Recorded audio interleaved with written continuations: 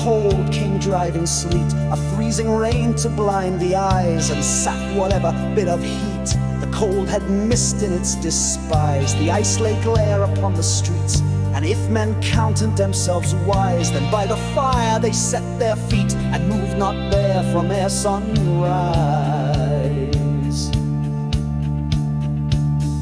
And yet I found myself without and driving through the frigid clime, with windows fogged and wipers dought'ly pushing snow in rhythmic time, to fall beneath the truck to bout with grease and salt and other grime, yet still with 20 miles about to go before I reach my home. And as I drove that lonely stretch, my knuckles white upon the wheel, imagination for me fetched an image human seeming real, of such a freezing helpless wretch I could not help but pity feel. So though I word of unseen treachery, the break soon felt my heel.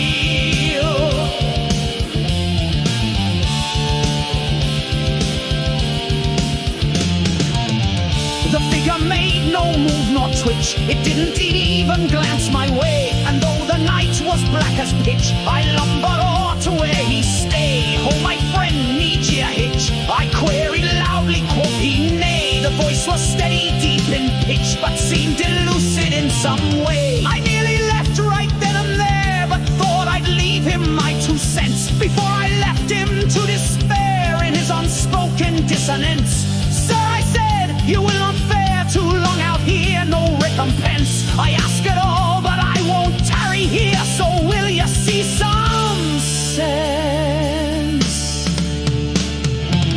He stood tall then and sought my face, with eyes all red and rimmed with rime. His countenance though showed no trace, no cold, no wind, nor salt, nor slime could ever manage to replace the hellish fire, strange sublime, that burned within at such a pace its heat might last through all of time. He coughed a deprecating chuckle, since he said, I have a bit too much, if anything, but luck that lady dulls the keenest wit. A quick glance at my watch was snuck, as nothing else seemed deposit, and then I struck out for my truck, as soon the hands over 12 to 6. He caught my glance and queried me what was the time that I had read. 'Tis dark and I can barely see, but midnight soon 'twill be, I said. He leapt from where he stood, did he, and o'er the ditch he quickly fled. The snow was well above his knees, but did not seem to slow his tread.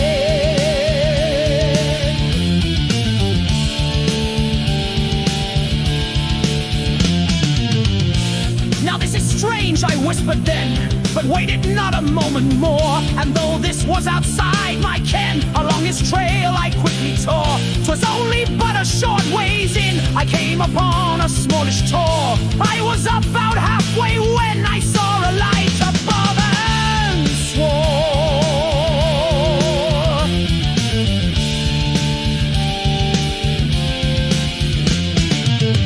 My words were echoed through the night by he, the man whom I had sought, who stood atop the crag, the light his ghostly shadow o'er me wrought. I reached the hillock's final height, my once calm nerves now frayed and taut, and as I looked into the light, I saw the hell that we'd been brought.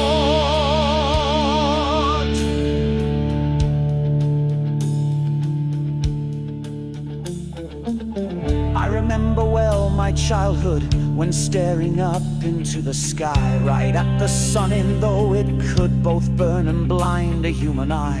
But whilst upon that rock I stood, the sun it seemed a smallish lie, for there I finally understood the things that make stars firefly. But soon a grayness came to shroud the light, although it dearly gleamed. I wondered to myself aloud how strangely silent it had seemed. The man atop the crag, he cowed me as his laugh with madness teemed, and while I watched the fungal cloud rise up, a shriek in my ears screamed. If all the banshees pent in hell let loose inside my weary mind, I doubt if they would do so well. This wicked rich wood and wine. It whipped at me until I fell, and tumbled now near deaf and blind. Methought the wind it were a nail, and soon my death I'd surely find.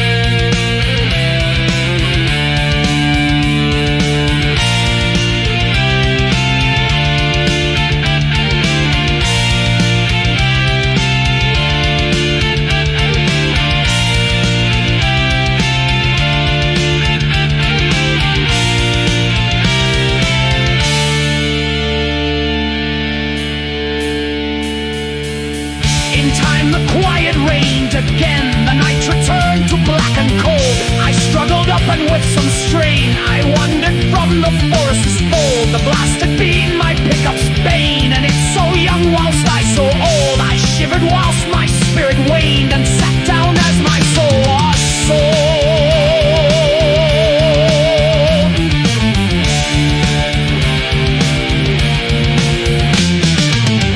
The wild weather on the Pike, it was not fair that woeful night. The cold was thorough, seeming like a feverish chill of human blight that waited patiently to strike, and snuffing out the feeble light of man and beast and plant alike, to quash them with its matchless might.